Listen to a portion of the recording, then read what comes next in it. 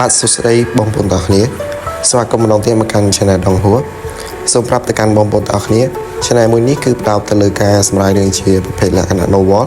ឬយើងហៅឲ្យខ្លីថាប្រឡំលោកបែបពិភពកុដនឹងឯងចឹងចំពោះបងប្អូនដែលចូលមកថ្មីសូមរំខានជួយចុច Subscribe និងដាក់សញ្ញាកណ្ដឹងម្នាក់មួយផងដើម្បីទទួលបាននូវវីដេអូសម្រាយរឿងថ្មីៗបែបនេះបន្ថែមទៀតឥឡូវនេះកុំខាត់ពេលយូរយើងចូលទៅកាន់ការសម្រាយសាច់រឿង novel របស់យើងទាំងអស់គ្នាភាគទី6 វិជាគុណដែលគ្មានឈ្មោះក្រោកឡើងសំឡេងដែលលឺស្ទើរតែបែកក្រដាស់ត្រចៀកបានធ្វើឲ្យហាន់លីភ្ញាក់ពីដំណេកយ៉ាងលឿនពេលគាត់បើកភ្នែកព្រាមនឹងមុខដ៏ធំមួយបានលេចចេញពីមុខគាត់ដោយការតាក់ស្រុតហាន់លីបានដាច់ងាត់ក្រោយពេលនោះទើបគាត់អាចឃើញថាម្ចាស់មុខដែលធ្វើឲ្យគាត់ភ័យខ្លាចស្ទើរតែស្លាប់នោះគឺក្មេងប្រុសដែលមានឈ្មោះថាសាំងទីប្រញាប់ឡើងញ៉ាំអីសិនទៅបន្ទាប់ពីញ៉ាំហើយយើងត្រូវទៅកន្លែងប្រតិចាមូទៀតសាំងទីហុចនំចំហុយខ្លះទៅកាន់ហាន់លីតើអ្នកបានអាហារនេះមកពីណាហាន់លីសម្លឹងមើលមុខគាត់មួយសន្ទុះមុននឹងទទួលយកនំនៅផ្ទះបាយក្បែរច្រឡំភ្នំខ្ញុំឃើញមនុស្សរាប់សិបនាក់កំពុងញ៉ាំអាហារដូច្នេះខ្ញុំក៏បានយកមួយចំណែកដល់ទៅបន្ទាប់ពីញ៉ាំរួចហើយខ្ញុំមិនដឹងថាអ្នកបន្តបានញ៉ាំមកវិញទេទើបខ្ញុំយកនំពីរនេះមកឲ្យអ្នកសាំងទីញញឹមយ៉ាងស្រទន់ទៅកាន់ហាន់លីអរគុណណាស់បងប្រុសសាហាន់លីបាននិយាយជាមួយនឹងការដឹងគុណដោយមើលឃើញសាំងទីរៀងចាស់ជាងខ្លួនបន្តិចគាត់មិនអាចធ្វើឲ្យបានឡើយក្រៅពីហៅគាត់ថាបងប្រុសទេគ្មានបញ្ហាទេខ្ញុំអបសុខណាស់ខ្ញុំតែងតែមានអារម្មណ៍ពិបាកនិងមិនស្រួលក្នុងចិត្តប្រសិនបើខ្ញុំទំនេរប្រសិនបើអ្នកត្រូវការជំនួយអ្វីនៅពេលក្រោយកុំស្ទាក់ស្ទើរក្នុងការប្រាប់មកកាន់ខ្ញុំអីខ្ញុំនឹងជួយអ្នកឲ្យអស់ពីចិត្តសាំងទីហាក់មានការខ្មាស់អៀនបន្តិចខណៈពេលដែលគាត់ចាប់តាមឆ្លើយតបហាន់លីមិនបានញ៉ាំអាហារពេលព្រឹកឬអាហារថ្ងៃត្រង់ទេហើយគាត់ក៏រៀងឃ្លានបន្តិចដែរហាន់លីមិនបានញ៉ាំអាហារពេលព្រឹកឬអាហារថ្ងៃត្រង់ទេហើយគាត់ក៏រៀងឃ្លានបន្តិចដែរគ្រាន់តែខំប៉ុន្មានម៉ាត់ក៏លេបចូលពោះមួយដុំបាត់បន្តិចក្រោយមកនំធំទាំងពីរក៏បាត់នៅក្នុងពោះរបស់គាត់ទាំងស្រុងវារៀងយូរដែរហើយយើងគួរតែទៅកន្លែងប្រតិចាមូហាន់លីបានបោះកំទេចនំដែលនៅជាប់ខ្លួនចេញហើយក៏លែងមើលទៅក្រៅបង្អួចឆ្ពោះទៅកាន់ព្រះអាទិត្យកំពុងរះបន្ទាប់ពីគិតពីពេលវេលាមួយសន្ទុះគាត់បានសម្រេចចិត្តថាវាប្រហែលជាដល់ពេលដែលត្រូវទៅជួបប្រតិចាមូហើយសាំងទីមិនបានប្រកែកអ្វីទេដែលគ្រាន់តែដើរតាមហាន់លីទៅកន្លែងប្រតិចាមូ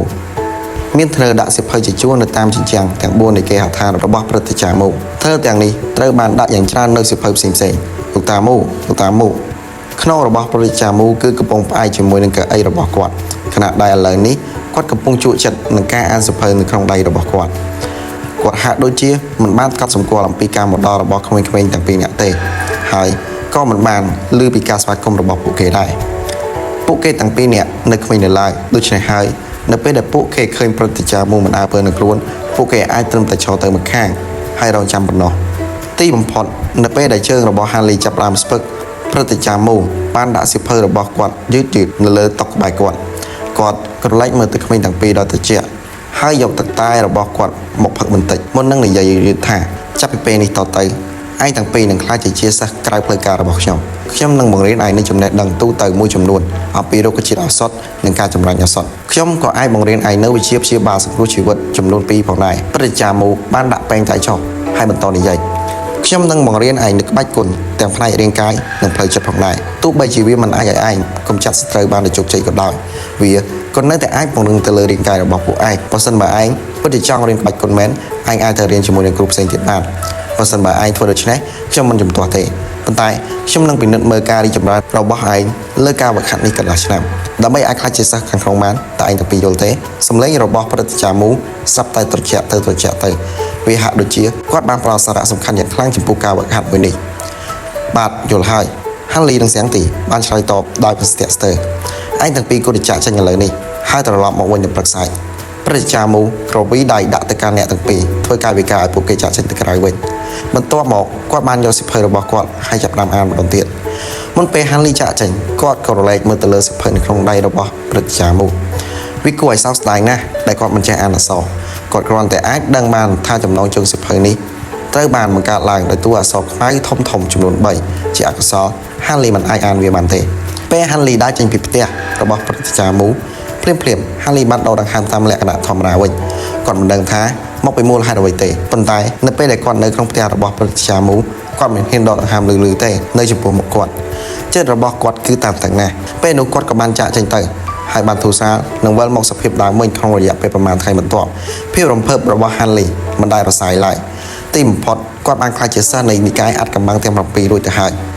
ទោះបីជាគាត់គ្រាន់តែជាសិស្សក្រៅផ្លូវការក៏ដោយក៏វានៅតែប្រសើរជាងក្មេងៗដែលបានបញ្ជូនទៅផ្ទះវិញដែរទោះបីជាគាត់មិនបានប្រឡងជាប់នៅក្នុងពេលកន្លះឆ្នាំបន្ទាប់ក៏ដោយក៏គាត់នៅតែអាចក្លាយជាសិស្សខាងក្រៅដូចជាពូទី3ដែរតាមគំនិតរបស់ Hanley ពូទី3គឺជាមនុស្សដែលមានឋានៈនិងមុខតំណែងដ៏អស្ចារ្យដូច្នេះគាត់មិនសូវព្រួយបារម្ភចំពោះការប្រឡងក្នុងរយៈពេលកន្លះឆ្នាំនេះពេកទេគាត់ថែមទាំងសប្បាយចិត្តបើសិនជាគាត់មិនជាប់ទៀតផងបើអញ្ចឹងមែននោះគាត់អាចចាក់ចេញពីភ្នំដើម្បីទៅជួបឪពុកម្ដាយនិងប្អូនស្រីជាទីស្រឡាញ់របស់គាត់ផងដែរក្នុងរយៈពេល2ថ្ងៃបន្ទាប់ព្រឹទ្ធាចារ្យមូបានបង្រៀនពួកគេនៅចំណេះដឹងផ្នែកឱសថមួយចំនួននៅពេលព្រឹកទៅពេលរសៀលគាត់នឹងបង្រៀនពួកគេនៅផ្នែកសំខាន់ទាំង10នៃរាងកាយបណ្ដាញធម៌ពលនិងសរសៃជិបចរចំពោះការបង្រៀនក្បាច់គុណគាត់បានបង្រៀនពួកគេឲ្យចេះរក្សាចំហនិងវាយចម្បាំងមួយខែក្រោយមកពួកគេទាំងពីរបានឃ្លាតឆ្ងាយពីក្មេងៗដទៃទៀតពួកគេលែងចំណាយពេលរៀនអ្វីទៀតក្រៅពីការសូត្រធម៌ចាប់តាំងពីព្រឹទ្ធាចារ្យមូបានចាប់ផ្ដើមបង្រៀនពួកគេ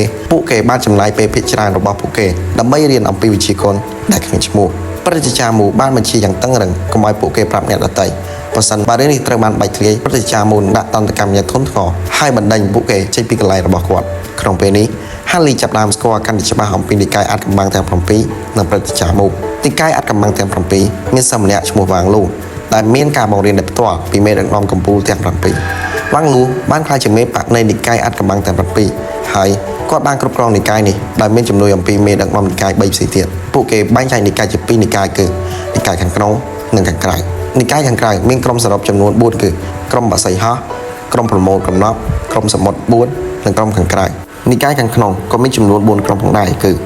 ក្រុមរាប់រយក្រុមកងពលកម្ពុជាលេខ7ក្រុមបរិសុទ្ធនិងក្រុមដាវឈាមបន្ថែមពីលើនិកាយខាងក្នុងនិងខាងក្រៅក៏មានព្រឹទ្ធាចារ្យកម្ពុជាដែលស្ថិតនៅក្រោមតែមេបករងនិងមេបកនិកាយប៉ុណ្ណោះព្រឹទ្ធាចារ្យមូដើមឡើយមិនមែនជាសិស្សរបស់និកាយអាថ៌កំបាំងទាំង7នោះទេ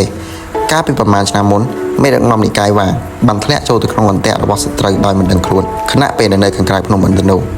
ហើយត្រូវបានរងរបួសយ៉ាងធ្ងន់ដោយសារតែការវាយប្រហារជាច្រើនពីគូសត្រូវនៅពេលដែលគាត់ឈានទៅដល់កែមនៃសេចក្តីស្លាប់ភ្លាមនោះពួកគេក៏បានជួបជាមួយនឹងព្រឹទ្ធាចារ្យមូដែលមានវិជ្ជាព្យាបាលដ៏អស្ចារ្យនិងថ្នាំដ៏មានប្រសិទ្ធភាពរួចអាចជួយសង្គ្រោះជីវិតរបស់មេបកនិកាយវ៉ាងបានចាប់ពីពេលនោះមកមេបកនិកាយវ៉ាងមានអារម្មណ៍ដឹងគុណយ៉ាងក្រៃលែងចំពោះព្រឹទ្ធាចារ្យមូក្រោយមកគាត់បានរកឃើញថាបន្ថែមពីលើជំនាញផ្នែកវិទ្យាសាស្ត្រដ៏អស្ចារ្យរបស់គាត់ព្រឹទ្ធាចារ្យមូគឺជាអ្នកហាត់ក្បាច់គុណដ៏ខ្លាំងមួយរូបផងដែរជាហេតុដែលធ្វើឲ្យមេបកវ៉ាងអញ្ជើញព្រឹទ្ធាចារ្យមូឲ្យចូលក្នុងបករបស់គាត់តែម្ដងព្រឹទ្ធាចារ្យបានជ្រើសរើសច្រឡងភ្នំតូចមួយដើម្បីសាងសង់លំនៅឋានប្រកបដោយផាសុកភាពតាមចំណង់ចំណូលចិត្តដែលគាត់ចង់បានមិនយូរប៉ុន្មានច្រឡងភ្នំក៏បានក្លាយជាកន្លែងគោរពបូជានៅក្នុងនិកាយអាថ៌កំបាំងទាំង7ដោយសារតែរូបគាត់ទោះបីជាគ្មានសិស្សណាម្នាក់បានធ្លាប់ឃើញវិជ្ជាគុណរបស់គាត់ឬមិនដឹងថាក្បាច់គុណរបស់គាត់ខ្លាំងប៉ុណ្ណាក៏ដោយព្រឹទ្ធាចារ្យមូបានប្រើវិជ្ជាពេទ្យដ៏អស្ចារ្យរបស់គាត់ដើម្បីជួយសង្គ្រោះជីវិតមនុស្សជាច្រើនដូច្នេះអ្វីត្បិតតែគាត់ជាមនុស្សដែលមិនសូវចេះនិយាយច្រើនក៏ដោយគាត់នៅតែត្រូវបានទទួលបានការគោរពយ៉ាងខ្លាំងពីសិស្សទាំងក្នុងនៃនិកាយអាថ៌កំបាំងទាំង7បាទឥឡូវនេះសូមបញ្ចប់ភាគទី6នៃសាច់រឿងរបស់យើងតែប៉ុណ្្នឹងសិនហើយយើងនឹងជួបគ្នាបន្តទៀតនៅភាគបន្តសូមអរគុណបងប្អូនទាំងអស់គ្នាសម្រាប់ការស្ដាប់និងទស្សនា